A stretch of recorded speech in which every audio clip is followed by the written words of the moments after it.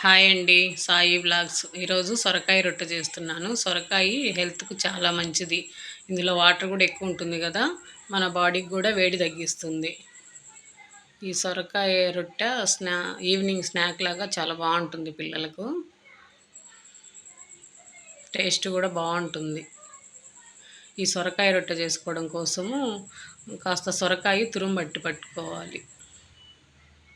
లేత సొరకాయ తీసుకొని తురుము పట్టుకోవాలి. ఒక 10 పచ్చిమిర్చి, వెల్లుల్లి దంచుకొని వేసుకోవాలి. ఉల్లిపాయలు వేసుకోవాలి కట్ చేసుకొని.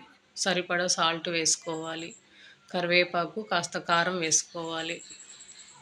ఒక గంట నానబెట్టిన పచ్చెనగపప్పు, తెల్ల నువ్వులు వేసేసుకొని ఒకసారి సొరకాయ తురుమునంతా బాగా కలపాలి. ఇట్లా పిసుక్కుంటూ కలిపితే సొరకాయ తురుములో ఉండే వాటర్ అంతా బయటకు వచ్చేస్తుంది. మొత్తం ఇలా కలిసేలా బాగా కలుపుకోవాలి సొరకాయ తురుమును. ఇప్పుడు ఆ సొరకాయ తురుముకు సరిపడా బియ్యపిండి వేసుకోవాలి. వాటర్ ఏం వేసే పని లేకుండా ఆ సొరకాయలో ఉండే వాటరే సరిపోతుంది. ఇట్లా బాగా కలుపుకోవాలి. తర్వాత కాస్త జీలకర్ర వేసుకోవాలి.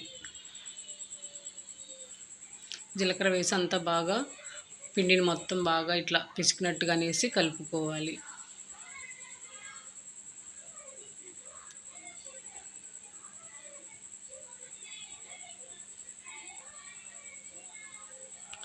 మొత్తం ఇట్లా బాగా కలిపేసుకొని ఒక 5 నిమిషాలు పిండిని బాగా నాననివ్వాలి.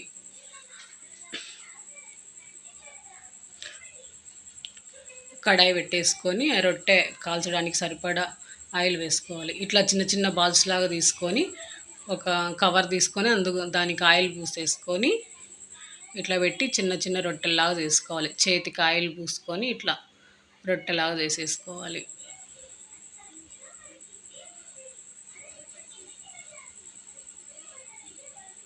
ఇలా చేసుకున్న తర్వాత ఆయిల్ హీట్ అయిన తర్వాత ఆయిల్లో వేసి కాల్చుకోవాలి.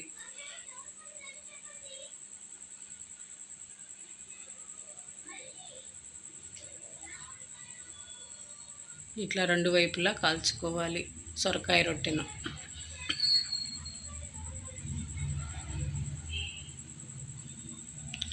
ఇలా బ్రౌన్ కలర్ వచ్చే వరకు కాల్చేసుకొని తీసి పెట్టుకోవాలి పక్కన.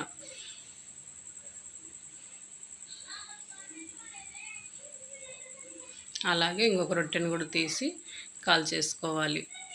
ఇట్లా ఒక్కొక్కటిగా రొట్టెలాగా చేసుకొని కాల్చేసుకోవడమే.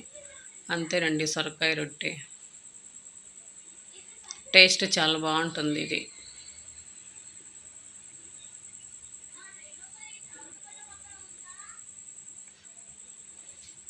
సొరకాయ రొట్టె రెడీ అయిపోయింది.